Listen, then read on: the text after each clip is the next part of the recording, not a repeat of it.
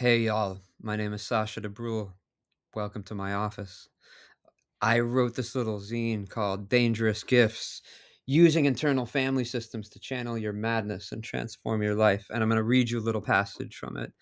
Um, I don't know if you know anything about internal family systems, but one of the things I really like about it as a healing modality is that you can do this inner work where you go and find parts of yourself that are younger, that are still inside of you. It sounds wild, but it can be a very powerful practice where you basically are like, okay, it's 2025, here I am in my life, but there are parts of me that are 6 years old that never left the place I was at when I was six, and I'm going to go back there. And in some ways, when I do this kind of writing, I get into a mind frame where I'm trying to speak to an earlier part of myself. I'm writing for a part of myself who was maybe 18 years old, um, and getting into some trouble. And I'm thinking, what could I have said to, you know, help that kid out? Okay, so I'm gonna actually read you the conclusion from this little zine. It's called The Golden Thread: Navigating the Labyrinth of Madness and Mental Health. Throughout history, those who've been labeled mentally ill or mad have often been like the mutants in comic books, misfits with extraordinary powers that set themselves apart from the world around them. We must carve our paths, often without mentors or guides to show us how to harness our abilities, like the superhero stories we grew up with. We've had to rely on each other, learning through trial and error, sometimes surviving, sometimes not. Those of us born with these mutant qualities, high sensitivity, deep empathy, and an intense connection to the world's suffering, are often at odds with a modern society that wasn't designed for us. The institutions, the standardized systems, and the cold logic of industrialization feel alien and hostile because our spirits are wild, attuned to the world's pain and the destruction we see around us. We can't easily fit into conventional jobs, relationships, or social roles. We're told we're broken, sick, and in need of lifelong medication. But perhaps the real sickness is in the world around us, a world that fails to honor and understand our unique gifts. In a society that often feels like it's lost its way, people like us need community more than ever. If we don't find strong, supportive communities, we're left feeling out of place with a gnawing sensation that something crucial is missing. We gravitate towards other outcasts, forming pockets of resistance and refuge on the fringes of mainstream culture.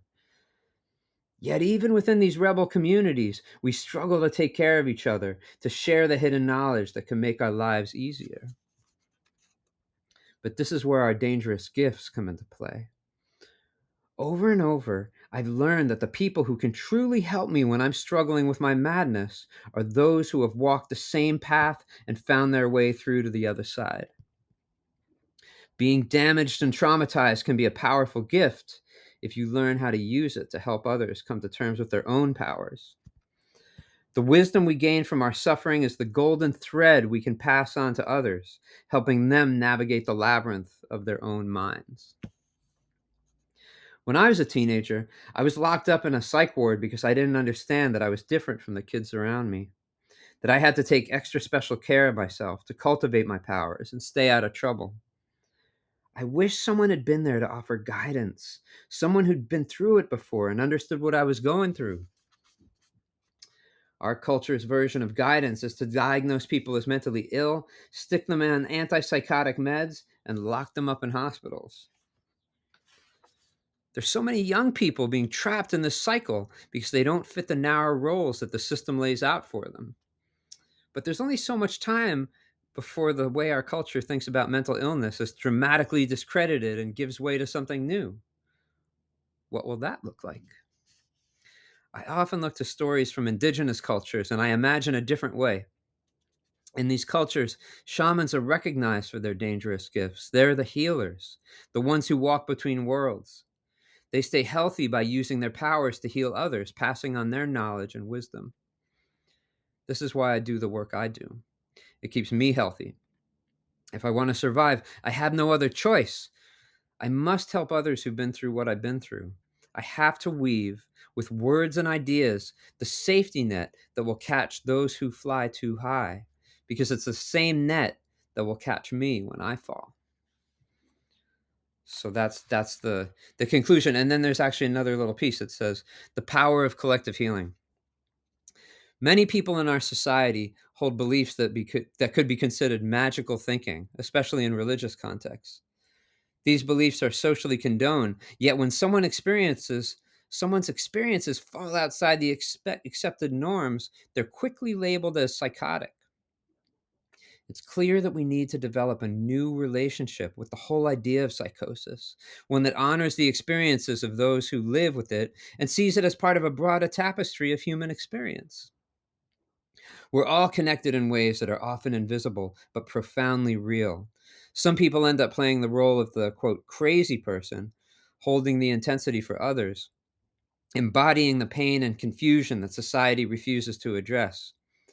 If we step outside of our individualistic framing, it becomes clear that these roles are not just personal, they're part of a larger social dynamic. When we recognize this, it becomes easier to figure out what to do about it. And then actually there's action steps. I put action steps after that. And so yeah, the action steps are: one, build community. Seek out or create communities where you feel understood and supported. These might be peer support groups, creative collectives, or activist circles. Two, share your story.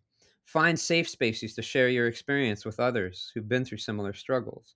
This can be healing for you and for those who hear your story. Three, mentorship. Look for mentors who've walked a similar path and can offer guidance. If you're further along in your journey, consider becoming a mentor to someone else. Four, explore holistic approaches. Educate yourself about alternative approaches to mental health, such as internal family systems, narrative therapy, and community based healing practices. These can offer new ways to understand and navigate your experiences.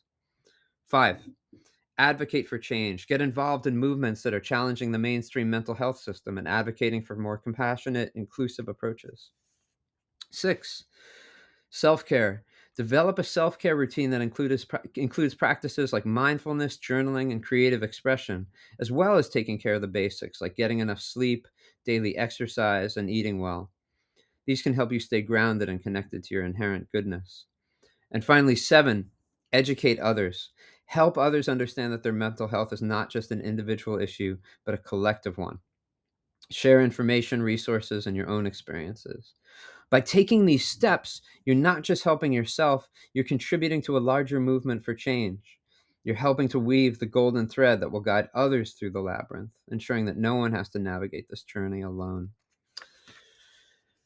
I have been reading from Dangerous Gifts: Using Internal Family Systems to Channel Your Madness and Transform Your Life. You can find copies of Dangerous Gifts on the Microcosm website, and I'll put a link to it. So if you're seeing this video, probably just look around on the page, and you'll find a link to Microcosm.